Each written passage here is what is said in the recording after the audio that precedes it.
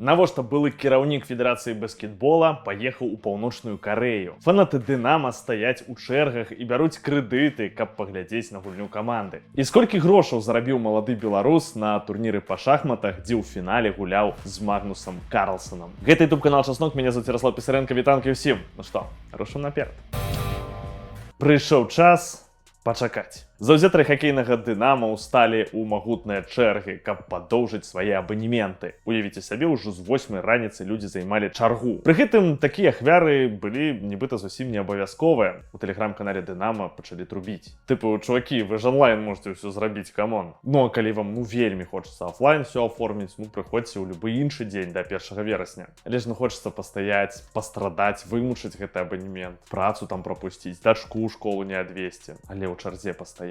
Все за Дынам. Дарэчы, абанементы на гульні Дынама людзі ўсё яшчэ бяруць у крэдыт. А расстрочку в фаншопе можна аформіць или только онлайн? Аплата часцямі доступна онлайн і в фаншопе. Адказвае вось аккаунт клуба. Ведаеце, я пагартаў той чацік Дынама і разумею цяпер, чаму людзі ад 8 раніцы поехали там займаць чаргу. Я одну заявку оформила, не подумав, что банк не оформит 3 одновременно. Звонила в банк, отменить или изменить заявку на кредит можно только с согласия Динамо, так как кредит партнерский, тоже придется ехать в фаншоп. Вот так выглядает спорт у кредит. Люди вон такие схемы крутят, как на Динамо поглядеть. А у нас в прошлом году продление абонементов было по 680 рублей, а в этом году они уже по 820, поэтому выложить сразу 1640 рублей не хотелось бы. Поедем оформлять в фаншоп рассрочку. Счастливых нам голодных игр. Як мы бачым, дзеля Дынама людзі гатовыя стаяць у чэргах ад 8 раніцы, людзі гатовыя афармляць крэдыты, што, канешне, кажа пра тое, наколькі гэтая каманда запатрабаваная. Пры гэтым Дынама пакінула такія ж кошты на білеты, як і ў мінулым годзе. У гэтым сэнсе нічога не змянілася, сапраўды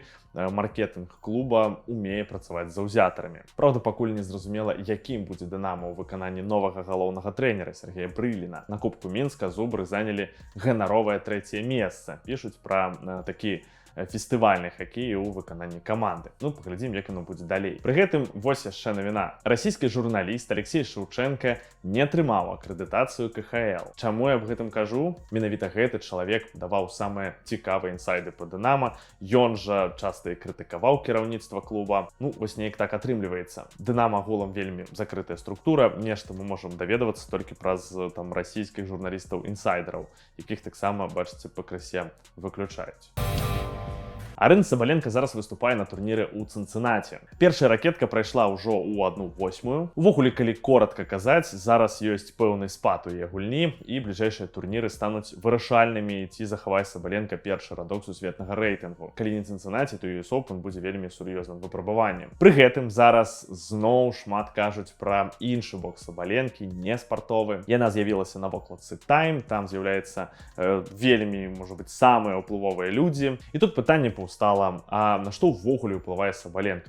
Чым яна ўплывовая? Бо, напрыклад, пытанне пра Лукашэнку у тым жа інтэрв'ю Time яна скіпанула. Вось пра што Сабаленка гатовая гаварыць. Павінна паказваць сябе ў TikTok, каб быць бліжэй да дзяцей. Мая мэта натхняць іх. І тут адразу Павел Латушка паспяшыў нібыта дапоўніць яе вось гэтую тэзу. Ты можаш сказаць Лукашэнку, вызваліць усіх жанчын-палітвязняў, і беларусы цябе ацэняць. Пазіцыя вельмі зразумелая. Я нават больш скажу, калі б Сабаленка нешта такое адрасавала, потому что Дональду Трампу, гэта бы таксама вельмі дапамагло. І я згодны, што вобраз уплывовай спартсменкі тут выкананне Сабаленкі не поўны. Бо ты паказваеш дзецям рол-модэл. Пры гэтым рол-модэл не карыстаецца магчымасцю спасці і вызваліць людзей. Чаму гэта адбываецца? На мой погляд, на жаль, усё проста. Сабаленцы просто ўсё роўна на гэтых людзей, то бок на беларусаў. Вось і ўсё, все даволі празаічна. Таму вось яна не гатова неяк там рыпацца, за кагосьці там уклінівацца, ну і карацей вось гэтую сваю уплывовасць накіроўваць на сапраўды нібыта істотныя рэчы. То бок тут два бакі, да? Калі мы глядзім на Сабаленку спартсменку, на мой погляд, тут пытанняў няма. Але калі мы глядзім на Сабаленку як на чалавека, якім там, не ведаю, павінна натхняцца моладзь, ёсць пытанне. Але калі у вас ёсць іншыя варыянты, то пішыце іх у каментарах. Дарэчы, там пад шумок і Вікторыя Азаранка ў Мінску пабывала. Апошнім часам пра яе амаль нічога не чуць, яна нічога не піша ў соцсетках, не дае інтэрв'ю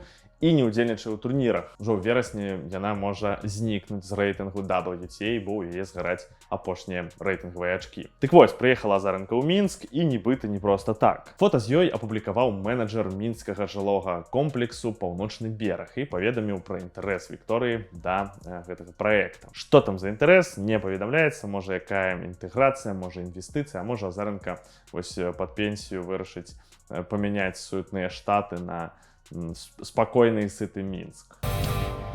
Далей вельмі незвычайныя навіны. Былы кіраўнік Федэрацыі баскетбола, а таксама былы першы віцэ-прэзідэнт НАКА Максім Рыжанкоў паехаў на вакацыі. Гэта само па сабе яшчэ не навіна, бо цікавостка нібыта ў тым, куды ён паехаў. І тут увогуле паўстае пытанне, ці на вакацыі паехаў Рыжанкоў, ці на курсы павышэння кваліфікацыі, бо Максім Уладзімірович паехаў у Паўночную Карэю. Пост пра гэта апублікаваў неафіцыйны тэлеграм-канал Міністэрства замежных спраў. КНДР, а не Wildberries. Пачатак вельмі ураживая. Сам министр спокойно отдыхает и не где-нибудь, а в КНДР с семьей, у друзей, там, где вместо маркетплейсов свежий воздух, идеи чучхе и разговоры о вечном. С таким поспехом мог бы ў Россию поехать, там у хуткім часе таксама маркетплейсаў не будзе. Дарэчы, расказаць гэта вырашылі тады, калі ў інтэрнэце з'явіліся фейкавыя відосы з Рыжанковым і Наталіяй Эйсмонт, якія вось кажуць, што Wildberries пераедзе ў Беларусь. Таму такі вось краснамоўны адказ. Тыпу, не-не, наш міністр там ввогуле ў Паўночнай Карэі, таму максімум, што пераедзе ў Беларусь,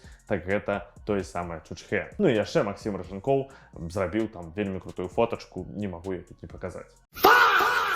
Дарэчы, невялічкая парада. Паглядзіце свежы відос Сашы Івуліна. Там расказваецца пра рускі свет, што гэта такое і як гэта пагражае Беларусі. Вельмі грунтоўная размова, дарэчы, яшчэ і пазітыўная, як вы пабачыце. Спасылачка будзе ў апісанні. Але давайте пяройдзем да іншай цікавай гісторыі, як беларус, дзякуючы шахматам, зарабіў $190 000. Ну, для гэтага віду спорта гэта вельмі істотныя грошы. Размова ідзе пра Дзяніса Лазавіка. Яму 19 гадоў. У 15 гадоў ён стаў самым маладым гросмайстарам у гісторыі Беларусі. Ну і хлопец няблага праяўляў сабе на буйных турнірах. І вось у 26-м годзе ён трапіў на eSports World Cup. Кіберспартовыя спаборніцтвы, дзе зараз прадстаўленыя і шахматы. Ну, гуляць там трэба было на камп'ютарах, таму кіберспорт. Беларус дайшоў да фінала спаборніцтваў, дзе сустракаўся са знакамітым Магнусам Карлсонам. І тут, напэўна, добрая навіна, што гуляць трэба было за камп'ютарамі на нейкай адлегласці. Так спакойней.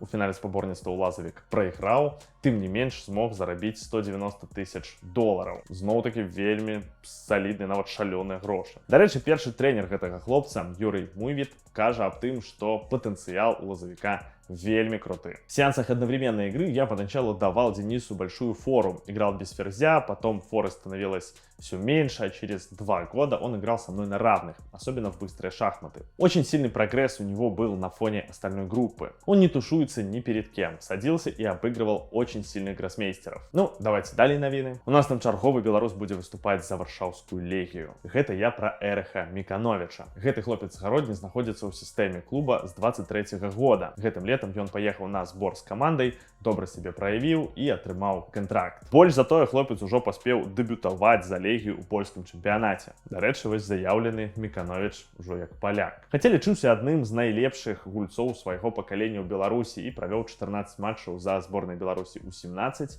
і ў 19. У такі век трапіць у асноўны склад легіі гэта вельмі крутое дасягненне. Цікава будзе паназіраць за гэтай гісторыяй. Ну і напрыканцы давайте яшчэ адну мілую гісторыю. У мінулым выпуску мы рассказывали вам про Фёдора Лопавухова. Ён зрабіў чарговы асіст у чэмпіянаце Балгарыі. Дарэчы, беларус там зараз у топе лепшых асістэнтаў. За 5 тураў 2 асісты, ну і гэта брамнік, это быў такі брамнік-плеймейкер, да? Дык вось, пасля той самай гульні беларускі брамнік вырашыў зрабіць падарунак юнай заўзятарцы і падарыў ёй сваю футболку. Ну, классно. На такой ноте давайте разыходзіцца. Дзякую вам за прагляд. Ваши лайки, каментарыі, подписки нам вельмі дапамагаюць. Будем разом чакаць добрых навін. Пакуль.